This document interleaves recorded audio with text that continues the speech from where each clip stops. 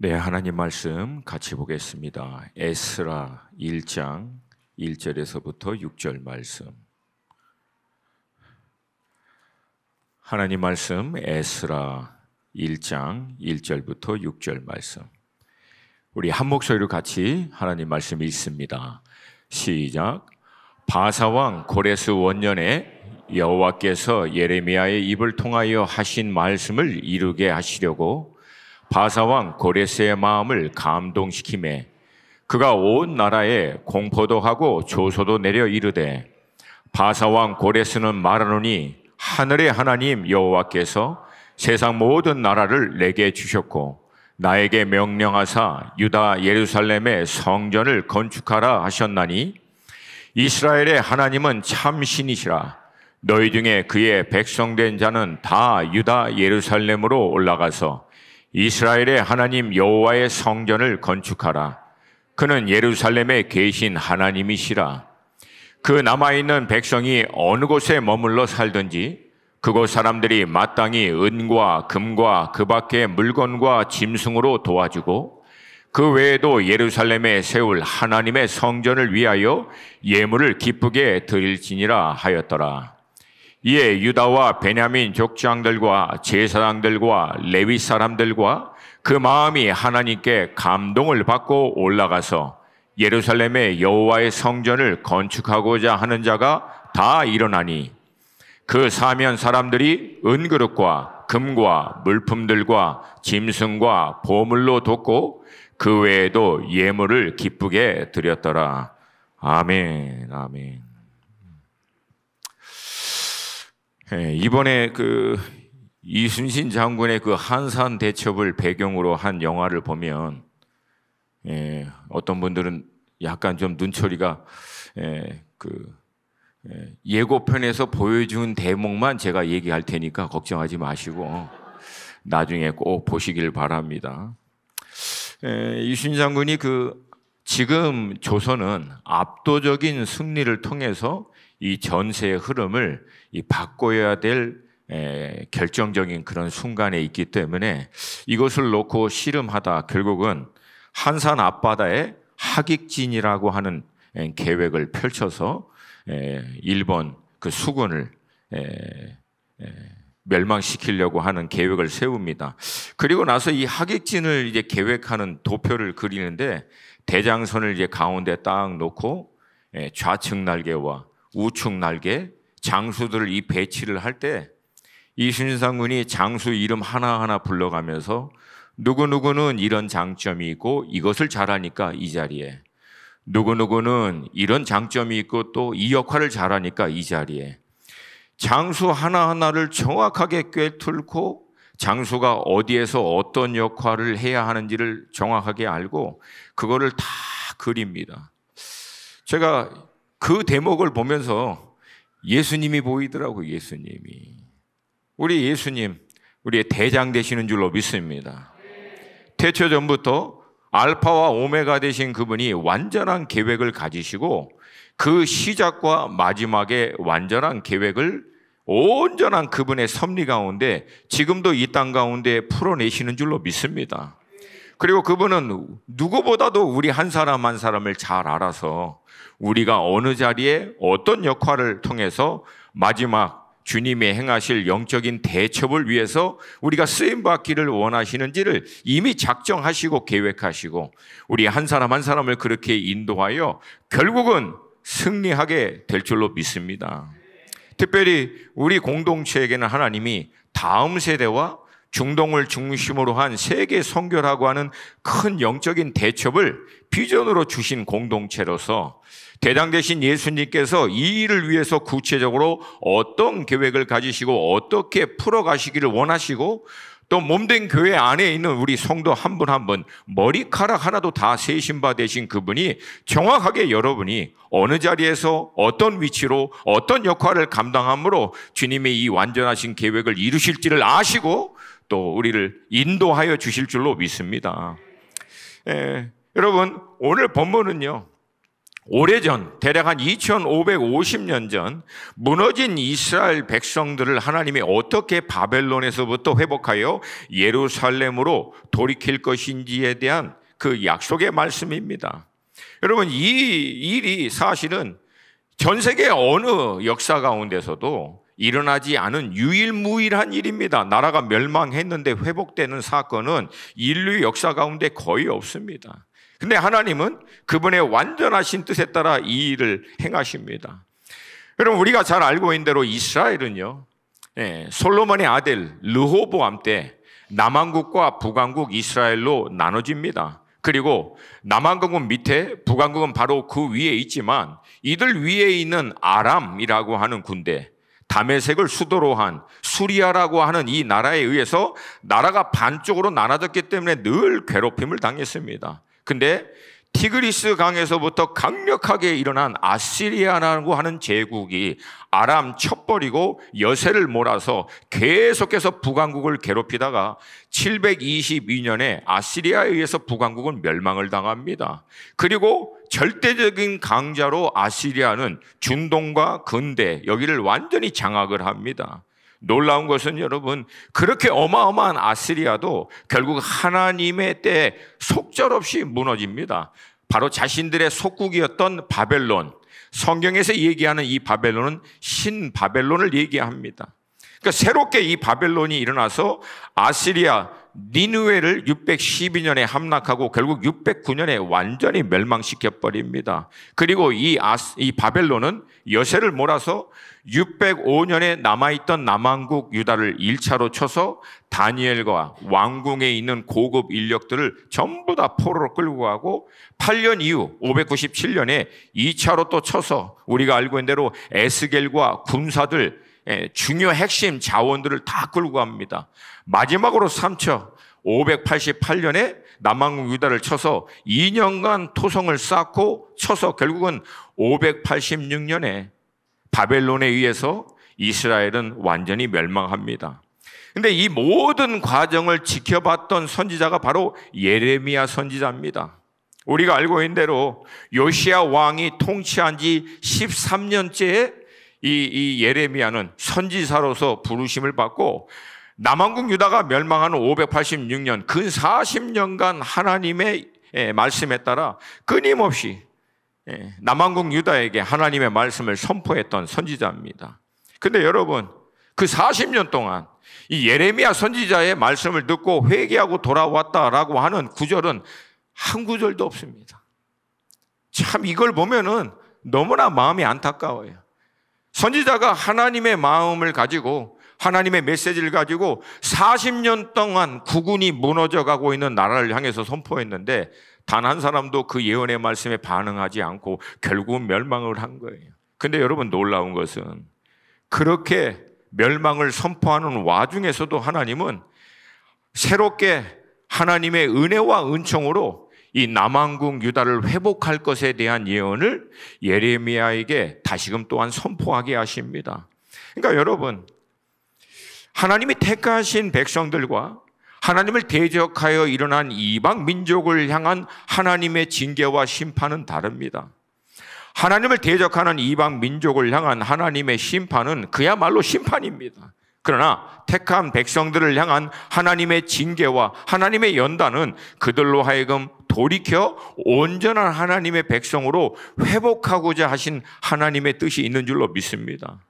여러분, 이 부분은 이 시대를 살고 있는 우리 믿음의 성도에게도 마찬가지입니다. 때로는 우리가 우리의 삶 가운데 일어난 문제와 위기와 어려움 때문에 혼란스러워할 수 있지만 하나님의 메시지는 하나입니다. 하나님께 온전히 돌아오라는 거예요.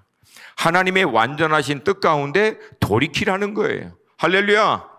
잘하고 있는데 하나님은 왜 그러십니까? 잘하고 있음에도 불구하고 우리 인생을 향한 하나님의 뜻은 우리 수준이 아니라는 거예요. 무에서 유를 창조하시고 각 시대를 경영하시고 나라와 민족을 통치하시는 하나님께서 예수의 핏값으로 산 자녀들이 고만고만 대충 가늘게 그냥 알아서 적당하게 사는 거, 여러분, 하나님은 절대 그렇게 생각할 수 있는 분이 아니십니다. 그분이 어떻게 창조해 주세요? 위대하신 하나님은 당신의 자녀들을 향하여 위대한 계획을 갖고 계시는 줄로 믿습니다. 그래서 그 하나님의 온전하신 뜻까지 우리가 나아갈 수 있도록 때로는 따뜻한 터치로, 때로는 뜨거운 터치로 우리를 연단하고 인도하시지만, 우리를 향한 하나님의 본 마음은 풍성한 그 은혜와 축복을 온전히 누리며 또 주변에 있는 또한 열방을 향한 축복의 통로로 쓰임받을 수 있는 레벨로, 그 단계까지 우리가 나아가는 것인 줄로 믿습니다. 할렐루야. 이 놀라운 하나님의 섭리를 예언한 말씀이 예레미야 25장 11절과 14절입니다.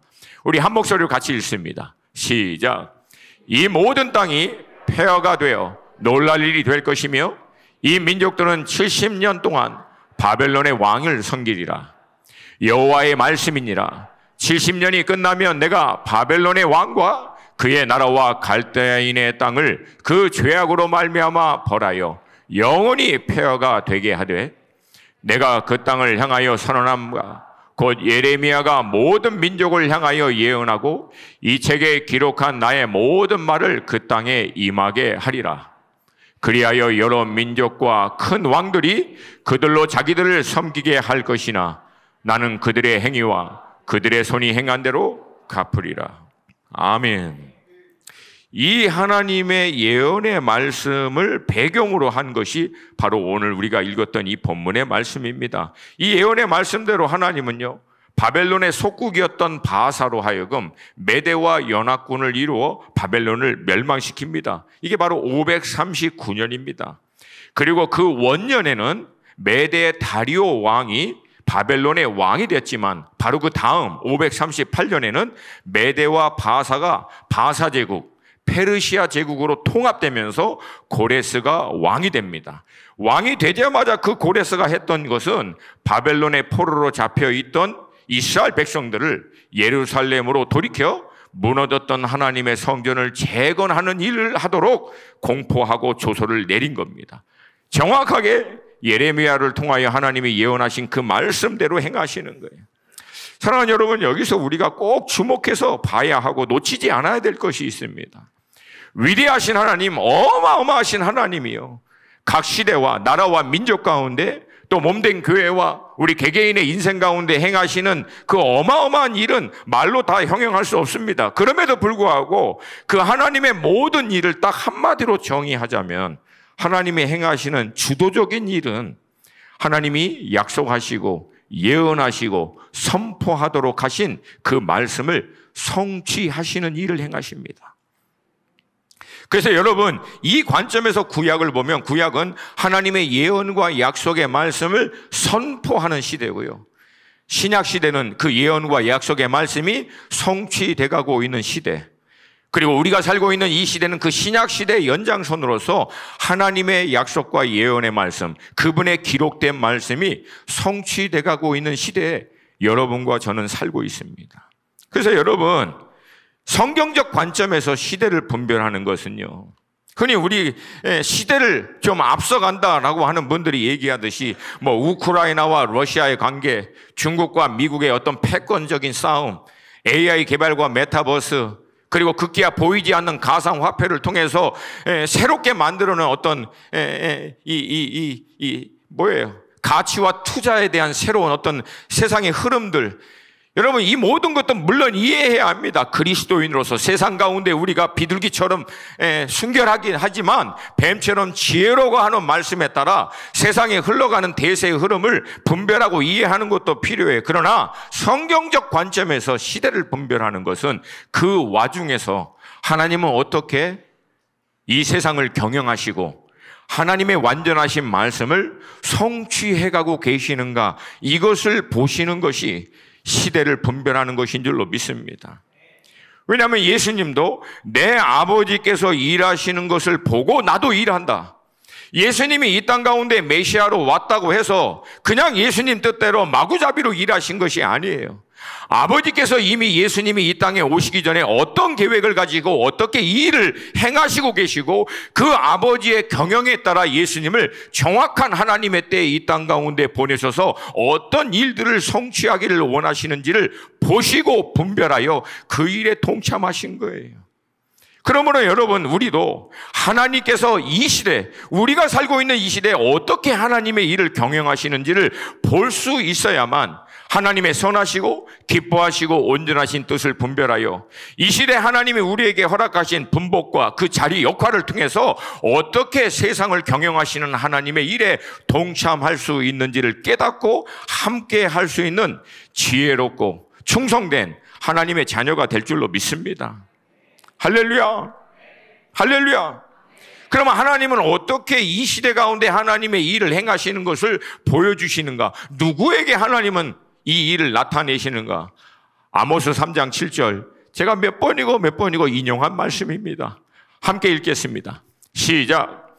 주 여호와께서는 자기의 비밀을 그종 선지자에게 보이지 아니하시고는 결코 행하심이 없으시리라.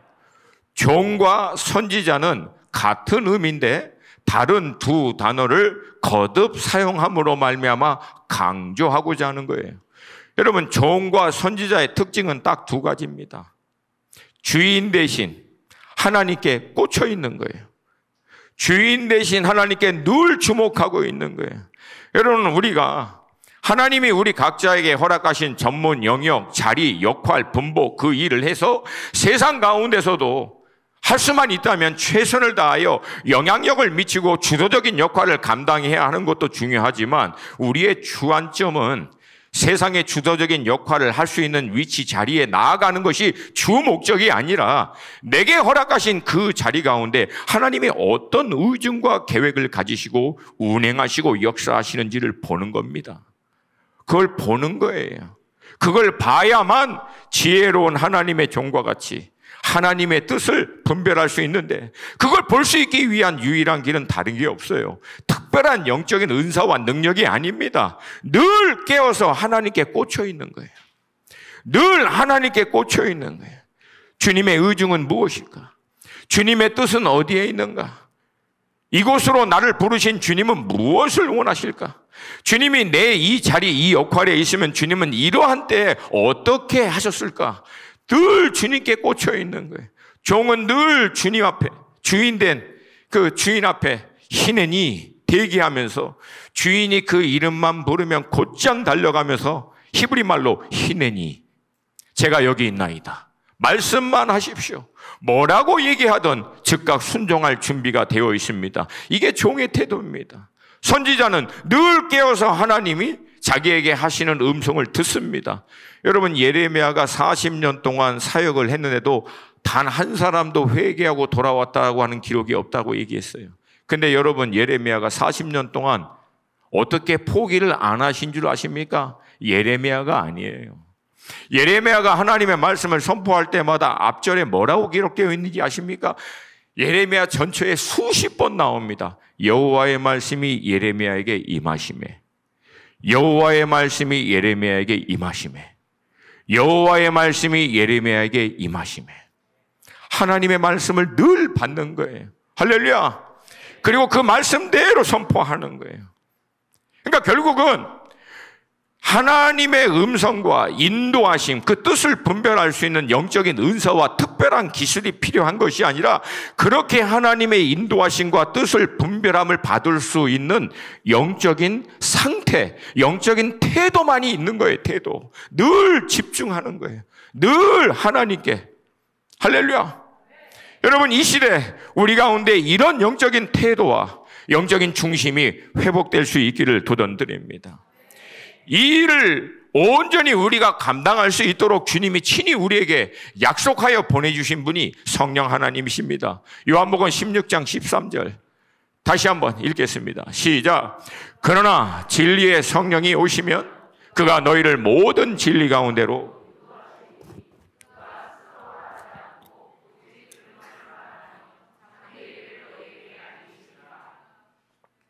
아멘. 여러분, 여기서 예수님이 성령 하나님을 보내주실 것에 대해서 약속하시고 그 성령 하나님이 행하시는 두 가지 굉장히 중요한 일을 말씀해 주십니다. 첫 번째, 우리를 모든 진리 가운데로 인도하여 주신다. 이 모든 진리는 성경의 말씀인 줄로 믿습니다.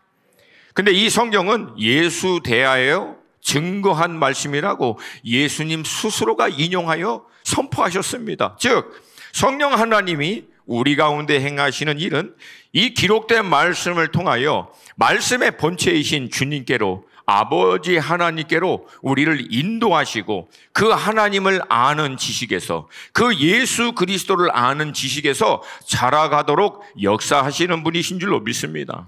그래서 여러분 잘 들으셔야 돼요.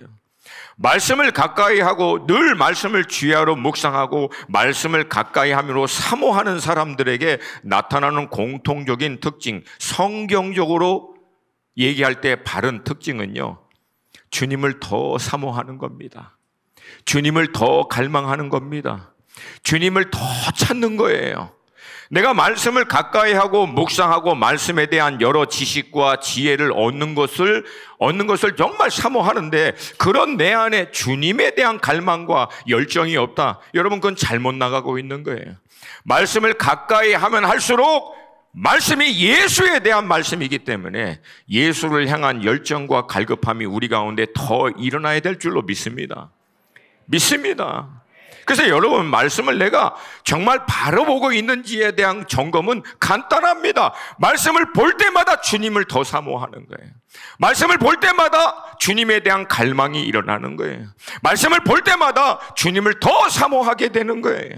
그런 자들에게는 주님이 주님 자신을 알게 해주시는 인격적인 영적인 만남을 통하여 확증해 주셔서 사도 바울의 고백과 같이 내가 그리스도를 얻고 그 안에서 확인, 자기 자신에 대한 그 모든 존재론적 의미, 목적론적인 의미를 발견하고 깨닫게 되는 역사가 있게 될 줄로 믿습니다. 두 번째는 장래의 일을 너희에게 알리시리라. 하나님이 행하실 장래의 일, 나라와 민족 가운데, 시대 가운데, 교회 공동체와 우리 각 개개인들을 향하여 하나님이 작정하신 그 일들, 그래서 장래 하나님이 구체적으로 행하실 일들을 알 수 있도록 인도해 주시는 분이 성령 하나님이십니다. 고린도전서 2장 9절과 10절 같이 한번 읽겠습니다. 시작. 기록된 바 하나님이 자기를 사랑하는 자들을 위하여 예비하신 모든 것은 눈으로 보지 못하고 귀로 듣지 못하고 사람의 마음으로 생각하지도 못하다 함과 같으니라. 오직 하나님이 성령으로 이것을 우리에게 보이셨으니 성령은 모든 것 곧 하나님의 깊은 것까지도 통달하시느니라. 9절 한번 보여주세요. 사람의 육적인 귀로 혼적인 것은 듣지도 마음으로 생각할 수도 없다고 얘기합니다. 이건 육과 혼으로는 안 된다는 거예요. 근데 10절은 뭐라고 얘기합니까? 성령으로. 할렐루야. 성령으로. 할렐루야. 이것을 위해서 성령님이 우리 가운데 오셨어요. 근데 제가 이 말씀을 깨닫는 굉장히 중요한 구절을 발견했어요. 우리에게 너무나 익숙한 구절. 고린도후서 13장 13절 함께 읽습니다. 시작. 주 예수 그리스도의 은혜와 하나님의 사랑과 성령의 교통하심이 너희 무리와 함께 있을지어다. 많이 들어보셨죠? 예배 끝나고 목사님들이 축도하실 때 인용하는 구절이에요. 물론 이제 우리 교회는 뭐 잘 안 해요. 왜 우리 교회는 이 축도 안 하냐고 어떤 분들이 물어보더라고요. 그냥 안 해요. 그냥 특별한 이유는 없습니다. 그냥 다른 기도도 괜찮으니까. 성경에서 축도 이렇게 해서 끝내라라고 기록도 안 되어 있고. 이제 그건 본질이 아니고 여기서 얘기하는 것이 주 예수 그리스도의 은혜 이해하겠어요? 하나님의 사랑 이해하죠? 성령의 교통하심.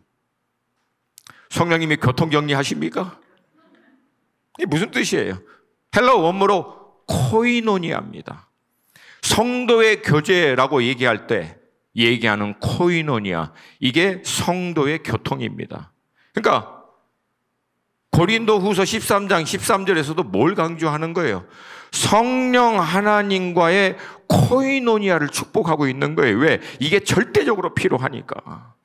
우리 영이 성령 하나님과 코이노니아 돼야만 영이신 하나님께 나아가 하나님을 아는 놀라운 역사가 그때야만 가능하니까. 아멘입니까? 아멘입니까? 여러분, 이 성령 하나님과의 온전한 교통, 이 코이노니아를 통해서 단순히 성령 하나님이 막연한 어떤 느낌이나 어떤 힘, 어떤 기운, 이게 아니라 구체적인 인격체이고 또 영이신 하나님이신 것을 믿기 때문에 영이신 성령 하나님과 인격적인 영적인 교통을 하는 거예요. 그걸 통해서 하나님의 깊은 것을 통달하신 성령 하나님의 인도하심에 따라 하나님의 깊은 것을 나도 분별하고 깨달을 수 있는 그 단계까지 우리를 인도해 주시는 거예요. 특별히 이 일을 위해서 우리 믿음의 선배들이 또 성경이 강조하고 있는 것은 말씀과 기도의 삶입니다. 기록된 말씀을 통해서 하나님이 이 시대에 우리에게도 말씀해 주시는 것을 듣고자 그 앞에서 몸부림칠 때 말씀의 원저자이신 성령 하나님은 말씀을 깨닫게 해줄 뿐만 아니라 그 말씀이 증거하고자 하는 예수 그리스도께로 우리를 인도하시는 줄로 믿습니다. 그 예수 그리스도와 인격인 영적인 교통을 통해서 장래일을, 주께서 장래에 행하실 일들을 우리 가운데 말씀하시고 확인시켜 주시는 단계까지 나아가는 거예요. 그 단계까지. 그거를 사모하는 거예요. 주님 알고 싶습니다. 주님의 뜻을, 주님의 구체적인 세밀한 그 음성과 인도하심을 분별하여 이 시대에 제가 어떻게 살아야 하는지 말씀하여 주시옵소서. 몸된 교회가 어떻게 주님, 머리 대신 주님을 섬겨야 할지 알게 하여 주시옵소서.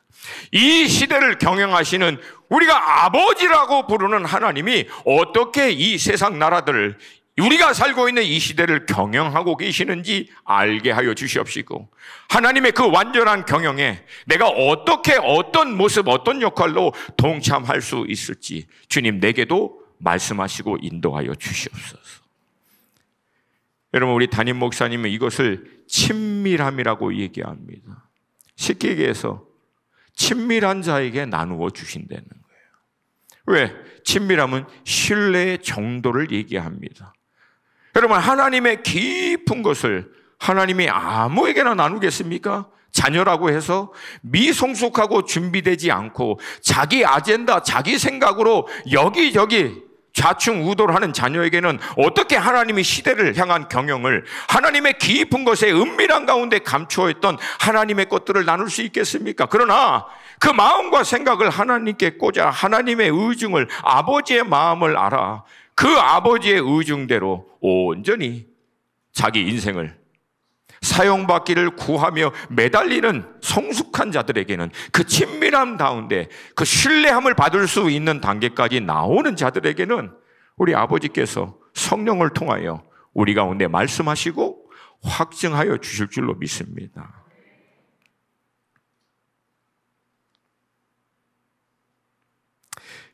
여러분, 사도 바울은 로마서에서 1장에서부터 11장까지 하나님이 얼마나 놀라운 하나님의 그 완전한 계획과 섭리에 따라 이방인들을 구원하시고 결국은 유대인들을 구원하시는지에 대한 세상을 향한 하나님의 이 구원의 엄청난 계획들을 다 풀어 설명합니다. 그리고 12장 1절에 딱 와서는 신앙의 본질이 무엇인지를 딱 한마디로 정의합니다. 삶이 예배되도록 해라. 12장 1절 우리 함께 좀 읽겠습니다. 시작.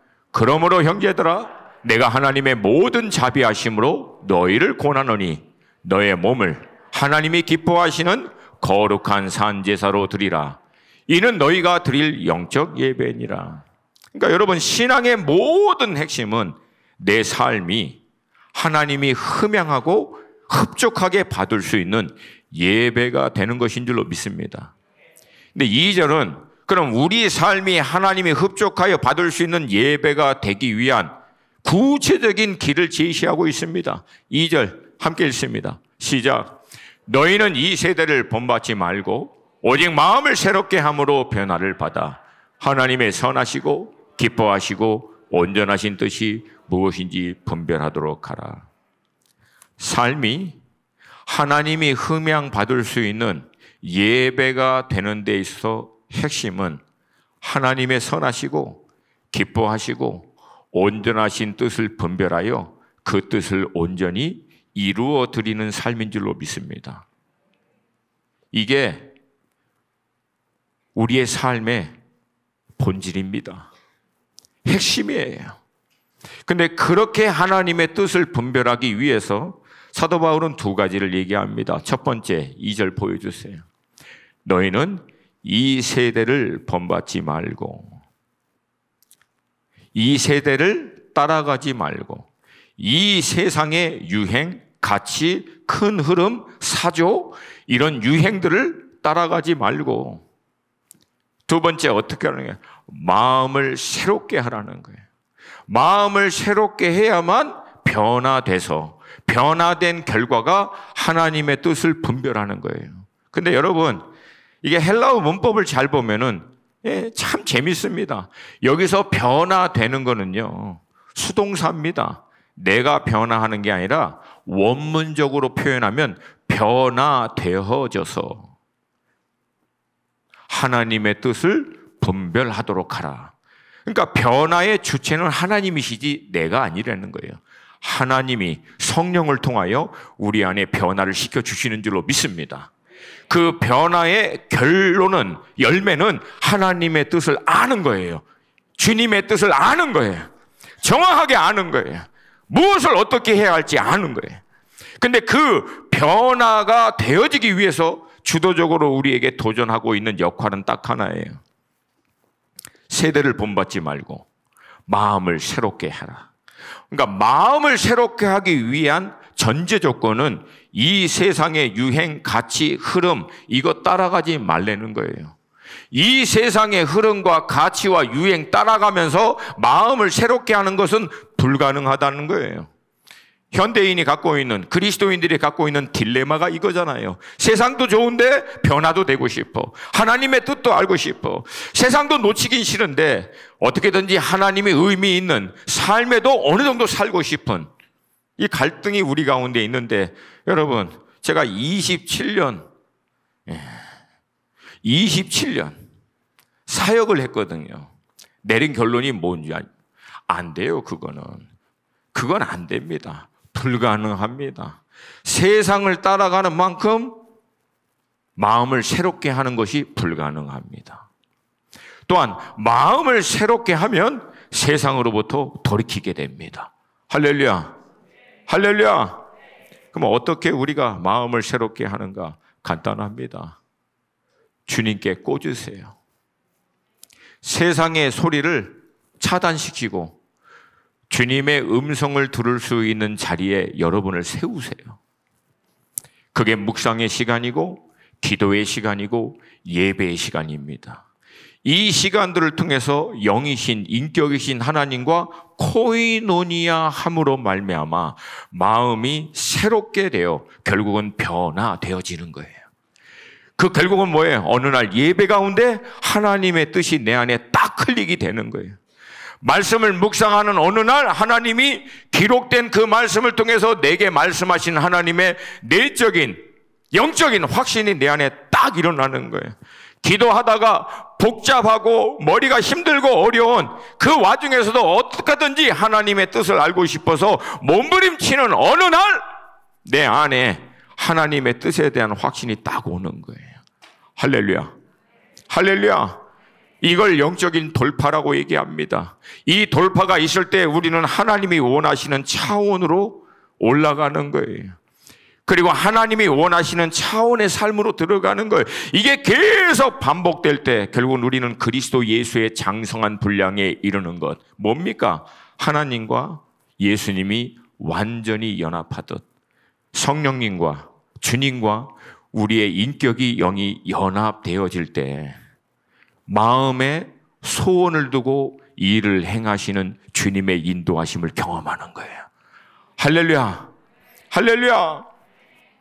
여러분, 이 일이 마지막 때가 가까우면 가까울수록 현대를 살고 있는 그리스도인들에게 가장 중요합니다. 이 일이 마지막 때가 가까우면 가까울수록 우리가 이 시대 가운데 타락하거나 떨어져 나가지 않고 마지막까지도 예수 그리스도께 붙어 있을 수 있는 유일한 길입니다. 이거 없는 사람들 다 떨어져 나가요. 결국은 본인이 개인적인 차원에서 인격적 영적인 교통, 주님이시구나라고 하는 나의 주님에 대한 확신이 없는 사람이 환난, 핍박 통과 못합니다. 다 떨어져 나가는 거예요. 그래서 여러분 성경의 말씀을 두렵게 보셔야 돼요. 많은 사람들이 배교 안 되잖아요. 안 믿는 사람을 얘기하는 게 아니에요. 그것은 믿고 있다라고 하는 사람 가운데 믿음에 떠나가는 사람들이 많다라고 성경은 기록하고 있습니다. 여러분 우리 수원 하나 식구들 가운데서는 한 사람도 없기를 축복합니다. 한 사람도 없기를 축복합니다. 왜? 주님을 너무나 분명하게 알아. 주님의 인도하심이 너무나 분명해. 내게 말씀하시고 구체적으로 인도하시는 주님에 대한 확신이 내 안에 너무나 분명하기 때문에 세상이 어떻게 돌아가고 눈에 보이는 게 뭐라고 해도 그분의 음성과 인도하심에 따라 한 발 한 발 동행하는 것이 너무 분명한 믿음의 사람들이 되기를 축복합니다. 여러분 그랬던 인물이 오늘 이 배경에 나온 다니엘이라고 하는 사람입니다. 앞서 언급한 대로 바벨론이 605년 남왕국 유다를 쳐서 포로로 끌려간 사람이 바로 다니엘입니다. 그리고 나서 다니엘은요 바사 제국을요 평생을 섬깁니다. 그래서 539년에 바벨론이 멸망할 당시 다니엘의 나이가 80이 넘은 노인입니다. 그 노인이 오늘 본문의 배경에 주도적인 역할을 한 것을 성경 전체의 흐름을 보면 너무나 분명하게 볼 수 있어요. 여러분 우리가 다니엘이라고 하는 인물을 잠깐 좀 볼게요. 청소년 때 바벨론에 포로로 끌려갔어요. 부모도 없는데. 근데 그때 뜻을 정합니다. 야훼 하나님만을 온전히 섬길 것을 결정한 거예요. 목숨을 걸고. 그리고 나서 평생을 수많은 바벨론 왕들이 바뀌어가는 그 어마어마한 소용돌이 가운데서도 나라의 넘버 2, 넘버 3 총리가 돼서 바벨론이라고 하는 나라를 섬깁니다. 근데 여러분 그렇게 섬기면서도 다니엘은요 수많은 시간 동안 목숨을 걸고 자신의 신앙을 지켜내려고 몸부림칩니다. 그러던 어느 날 바벨론이 바사라고 하는 나라에 의해서 멸망을 당합니다. 여러분 다니엘의 입장에서는 얼마나 혼란스럽겠어요. 얼마나 당혹스럽겠습니까? 여러분 이런 역사적인 배경을 보면 우리가 잘 알다시피 한 나라가 제국이 다른 제국을 나라를 멸망시키고 난다면은 어마어마한 숙청이 따라옵니다. 그 이전 나라를 충성했던 사람들 다 죽여요. 대부분 안 씁니다. 데려다가 그 속국 밑에 잡혀 있었던 많은 소수 민족들 대부분 다 죽입니다. 회유할 수 없으면. 그래서 제국이 한번 일어나면 수많은 사람들이 죽어나가는 거예요. 여러분 그 한가운데 지금 다니엘이 있는 거예요. 자기 목숨은 둘째치고 지금 그러면 바벨론의 포로로 잡혀있는 남왕국 유다 이 백성들의 앞으로의 운명은 어떻게 될 것인가? 여러분 얼마나 힘들었겠어요. 나라의 어른으로서 평생을 섬겨서 그렇게 했는데 어느 날 자기가 섬겼던 나라가 멸망해버리고 새로운 제국이 일어나면 이제 이 제국 앞에 나와 남아있는 이 포로된 남왕국 유다의 운명은 어떻게 될 것인가? 얼마나 두렵겠습니까? 여러분 그때 다니엘이 뭐 한 줄 아세요? 다니엘서 9장 1절과 2절 말씀 함께 읽습니다. 시작. 메대 족속 아수에르의 아들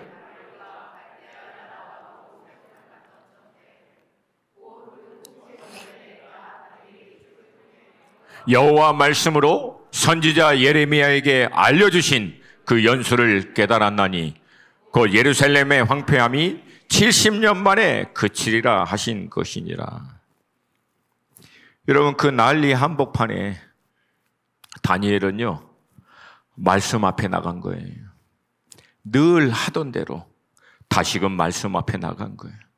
늘 하던 대로 제국이 무너지고 제국이 새롭게 일어나고 세상 나라가 뭘 어떻게 돌아가는 것, 물론 그 흐름에 대한 이해도 필요하겠지만 결정적인 것은 뭐 한 거예요? 다시 말씀 앞으로 나간 거예요.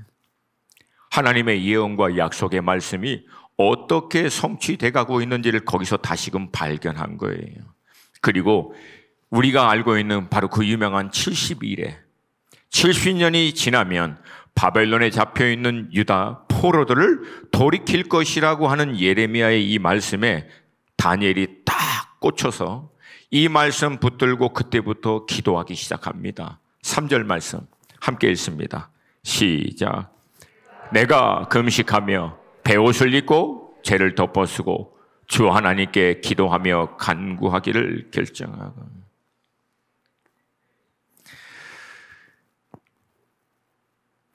여러분, 바벨론에서부터 바사로 넘어갈 때 다니엘은요, 그 나라의 위정자들로 인해서 야훼 하나님을 섬기는 자신의 신앙을 타협하지 않습니다.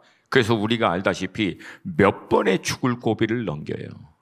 그렇게 죽을 고비를 넘길 때마다 다니엘이 뭐 하십니까? 말씀 앞으로 기도하는 자리로. 오래전 우리 담임 목사님께서 다니엘이 위층 자기의 기도의 방에 올라가서 창문을 열고 기도했다라고 하는 그 설교의 말씀 똑같이 한 거예요. 똑같이. 그 난리 한복판에도. 여러분, 오늘 본문을 보면은 사실은 이게 상식적으로 말이 되는 본문이 아니에요. 왜냐하면 바사 제국의 고레스 왕이 왜 야훼 하나님을 찬양합니까? 바벨론에 잡혀있는 유다 포로들을 왜 예루살렘으로 돌려보내겠어요? 이건 다 왕의 재산인데. 우리가 알고 있는 대로 애굽의 바로가 왜 이스라엘 백성들을 안 내보내려고 했습니까? 그 모든 사람들은 왕의 국고 재산입니다. 먹을 것만 주면 임금 주지 않고 마음껏 쓸 수 있는 어마어마한 재산이에요. 뭐 고레스 왕 입장에서도 마찬가지입니다. 그들만 잘 관리하면 왕을 위해서 전쟁터에 그냥 총알바지 내보내듯이 쓸 수도 있고요. 평화의 때는 왕이 재건할 수 있는 재건 사업에 아무 인건비도 들이지 않고 활용할 수 있는 그런 자원입니다. 근데 그 자원을 고레스 왕이 왜 보내겠어요? 근데 보냈던 이유를 다음과 같이 얘기합니다. 1절에서 여호와께서 바사왕 고레스의 마음을 감동시키매. 그러면 질문은 이거죠. 어떻게 해서 하나님이 고레스 마음을 감동시켰는가? 여러분, 이유는 바로 다니엘 때문입니다.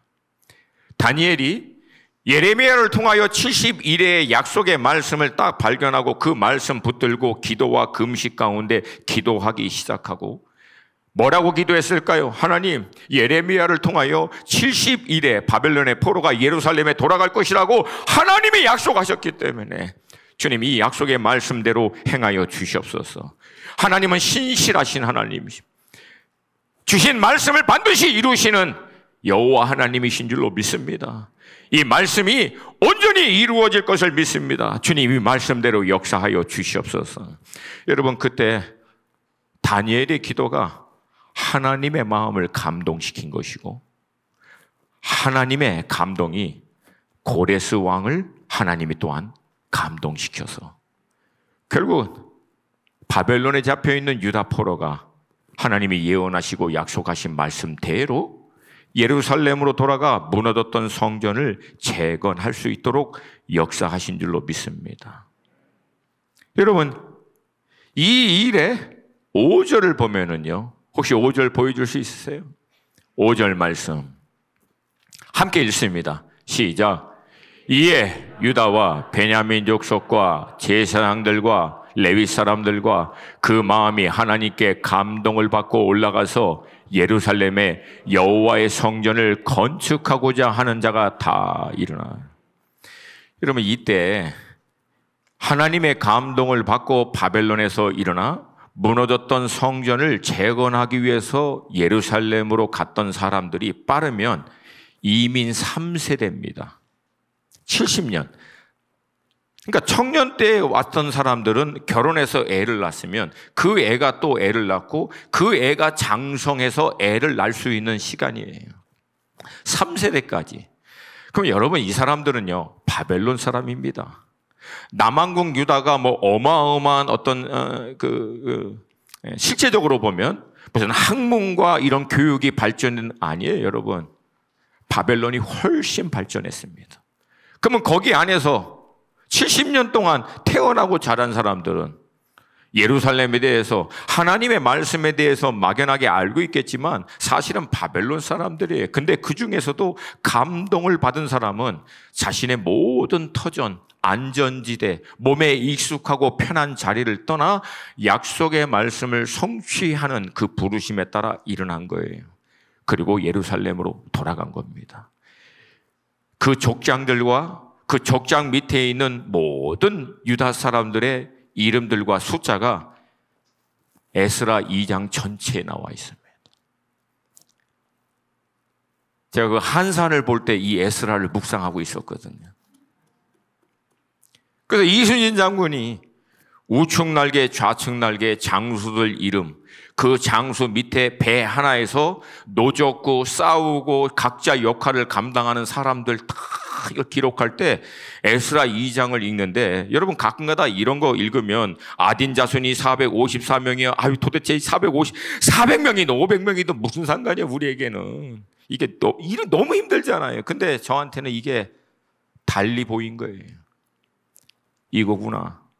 마지막 우리 주님이 영적인 대첩을 할 때 그 주님의 영적 대첩에 부르심을 받은 장수들, 그 장수 밑에서 함께 그 싸움을 감당했던 성도들, 집사님들, 그 모든 사람들이 이후에 이렇게 다 기록되어 있구나. 세상에서는 무명한 자 같으나 하나님께는 유명한 자. 할렐루야! 할렐루야! 말씀드렸죠. 이거요, 2500년 전에 일어난 일인데 이 시대를 살고 있는 우리가 그 사람들의 이름을 지금도 읽고 있어요. 할렐루야. 마지막 하나님의 성전 재건에 자신의 삶을, 그 약속의 말씀이, 기록된 말씀이 성취돼가는 일을 위해서, 성취하는 일을 위해서 자신의 생애를 드렸던 사람은 영원히 하나님의 나라의 기록에 남게 될 줄로 믿습니다. 저는 여러분이 한 가지를 기억했으면 좋겠어요. 물론 하나님이 우리에게 허락하신 각자의 전문 영역, 그 자리에서 실력과 능력을 잘 겸비하여 허락하시면 영향력을 미칠 수 있는 위치와 자리까지 나아가는 것 중요합니다. 근데 다니엘이라고 하는 인물을 잘 보세요. 다니엘의 핵심은 그게 아니었어요. 그 어마어마한 영향력을 미칠 수 있는 위치와 자리까지 계속해서 나갔지만 다니엘이 그 인생의 평생을 통해서 꽂혔던 한 가지는 뭡니까? 하나님의 말씀이 이루어지는 것을 위해 자신의 생애를 드린 거예요. 할렐루야. 할렐루야. 무너졌던 하나님의 성전이 재건하는 일에 자기의 생애를 드리는 거예요. 이 시대를 살고 있는 우리는 무엇입니까? 하나님의 나라가 모든 나라와 민족과 족속의 방언 가운데 온전히 회복되어 다시 오실 예수 그리스도의 길을, 우리 주님이 오실 길을 수축하고 준비하는 것이 우리 성도들이 어느 자리, 어떤 역할, 어느 분복의 일을 감당하던 메인이 돼야 될 줄로 믿습니다. 그 일을 위해서 일하는 거예요. 그 일을 위해서 여러분이 성공하셔야 되고, 그 일을 위해서 여러분이 각자 부르심의 영역 가운데 할 수만 있으면 탁월한 능력과 영향력을 통해서 하나님의 허락하신 그 위치와 자리에서 주시는 힘과 능력을 통해서 우리가 꿈꾸고 소망하고 우리가 온전히 이루어지길 바라는 것은 주님이 다시 올 수 있는 길을 준비하는 거예요. 할렐루야. 본질을 놓치면 안 됩니다, 여러분. 본질을 놓치면 안 돼요. 본질은 다시 오실 주님의 길을 예비하는 거예요. 본질은 무너졌던 하나님의 나라가 모든 나라와 민족과 족속 가운데 회복할 수 있도록 마태복음 24장 14절 말씀처럼 이 천국복음이 모든 민족에게 증거되는 일을 위하여 모든 성도들이 함께 헌신해야 될 줄로 믿습니다. 그때 우리 주님 다시 오시면 이 에스라 2장과 같이 백부장, 천부장, 십부장 우리 이름 불러가며 네가 그때 이 역할을 했지. 포로기한 3차의 느헤미야 때에도 그 이름들이 다 나옵니다. 에스라 2차 귀환 때도 그 이름이 다 나옵니다. 이 마지막 하나님의 역사 가운데 여러분의 이름이 남을 수 있는 인생이 되시기를 주님의 이름으로 축복합니다. 아멘, 아멘. 다 함께 좀 자리에서 일어나겠습니다.